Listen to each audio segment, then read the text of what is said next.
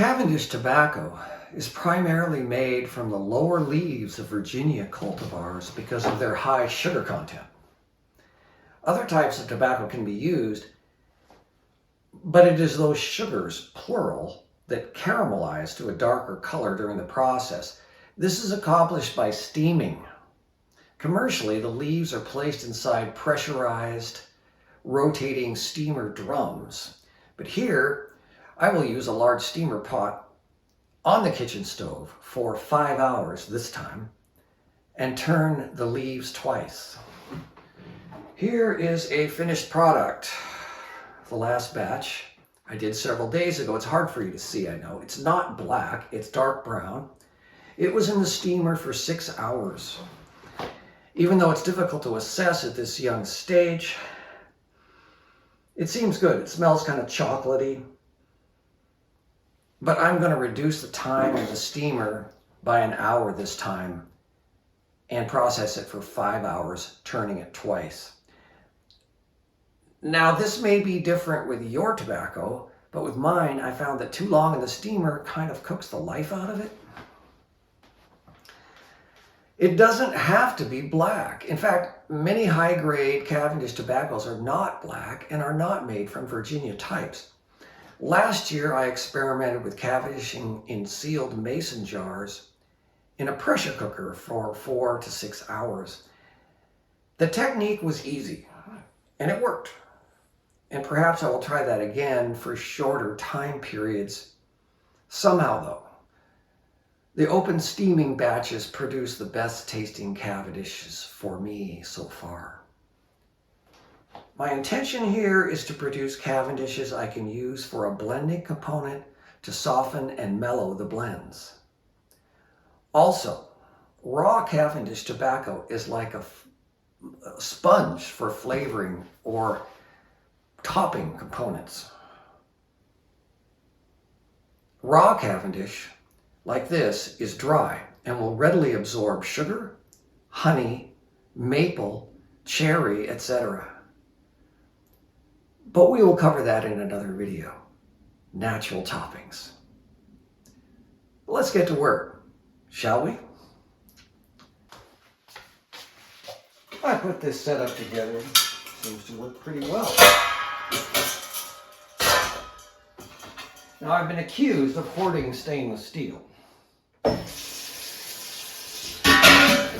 I acquiesce, and yet I must quote from Maxwell Smart, and loving it.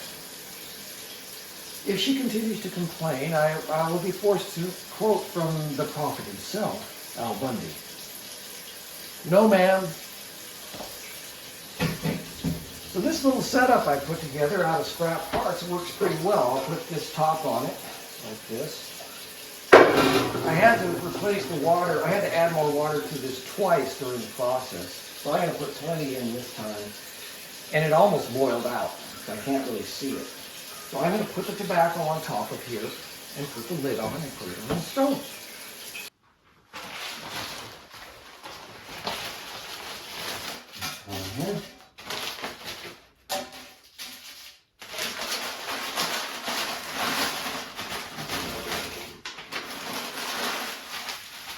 This is 100 grams. It's kind of a small batch. I want to keep it out of the water. You know. This on top. Got it lined up here so it'll. So it fits pretty tight like that, and I'll put a weight on top of it.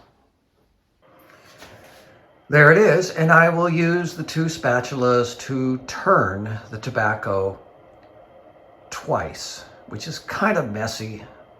Maybe you can figure out a better way to do that, but this works. 5 hours. Okay, after 5 hours, it looks like this. It's going to get darker. I'll spread it out in pans. So, I'm going to tease these leaves out so they dry a little bit faster. Once again, it's still room temperature in this room. There's that mini split heater right there. I'll probably end up putting these on the floor, here, in the marble floor right in front of that heater.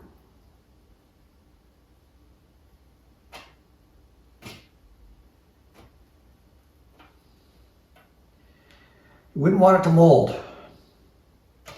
So it definitely needs to be in a warm place, dry place for this process. It takes overnight, and I'm shooting for about 80% relative humidity. Eventually, I'm going to get it down to 63% relative humidity, but right now, I just want it to dry. And that's that. So I'll show you how it looks like tomorrow morning. The following morning, it's relatively dry. We've consolidated it, but it's not evenly dry. It's crisp in some places and moist in other places. I don't want it crispy dry because I'm going to press it with still a little bit of moisture in it. So I'm going to put it in this jar and allow the moisture to consolidate between the leaves for about an hour or so.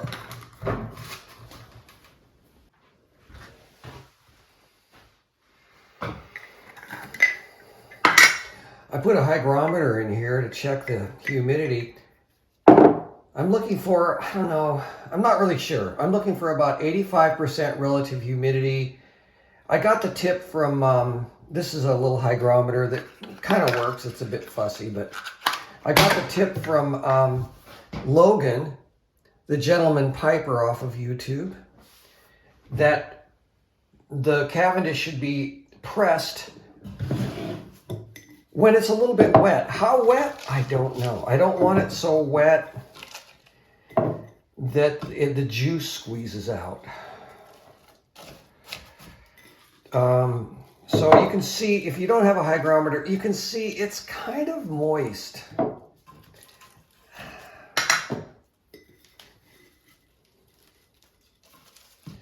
This is not very much. This is a small batch for the press.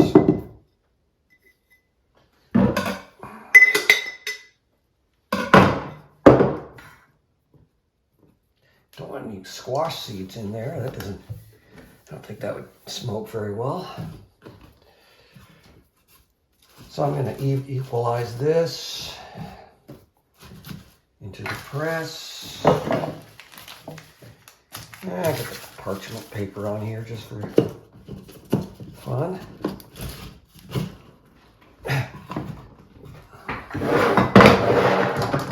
Put some clamps on it.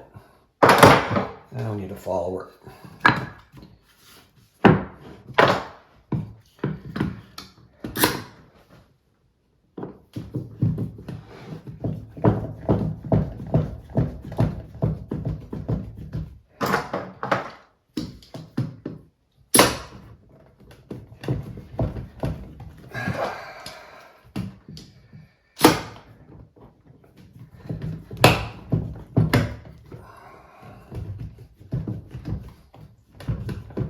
So I'm going to continue to tighten this up.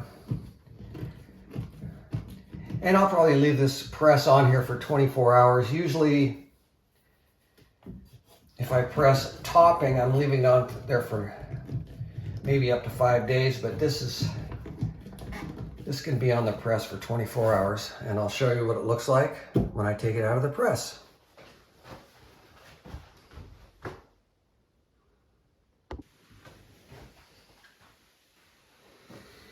Okay, it's the next day. Take these out of here.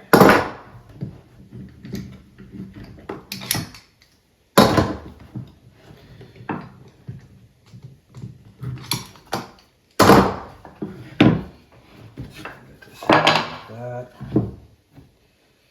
Well.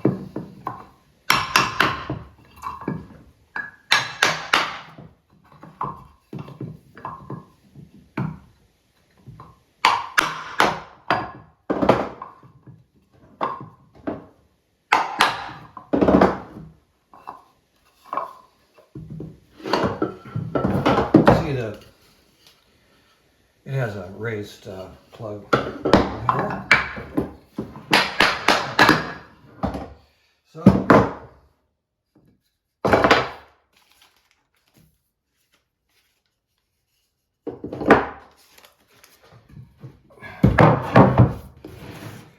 here it is.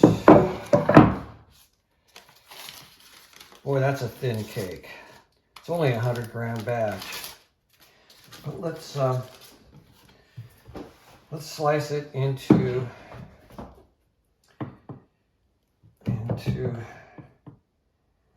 flakes. You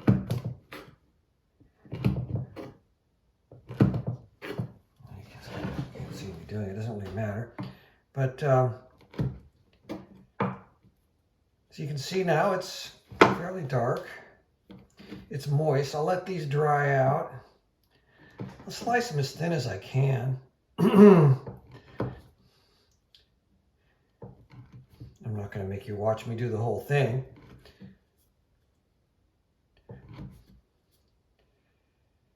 The last time on that batch, I also sliced them that way, and I'm not sure how effective that is. I'd almost rather crumble these flakes. I'd almost rather have them like this.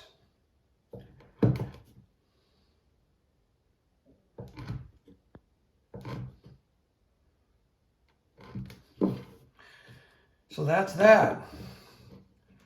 Now I'm going to dry them down to 63% relative humidity, which is the interior humidity in this house.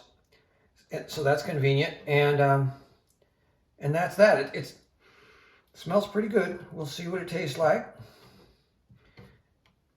And that's Cavendish making. I don't know, next time I might try, instead of 5 hours, I might try a batch at 4 hours to see how it works. So let's slice off a few more pieces here.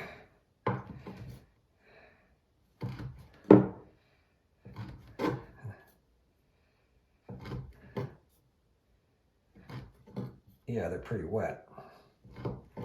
I'm not sure if the pressing is really necessary. I've done it both ways, but I thought just what Logan said made sense somehow. I don't know how to describe that.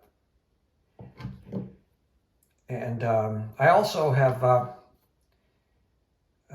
watched and learned a lot from Simon, the British gentleman piper. He has some interesting videos. I liked how he did the pressed cake in a rope, like 19th century tall ship seaman's techniques. It's kind of classic. Check that out. Yeah. See how they break up. It'll break up. If you like this video, please consider giving it a thumbs up and subscribe if you want to see the next video, which will be on casing. And one more thing, as an author, here's one of my fiction books.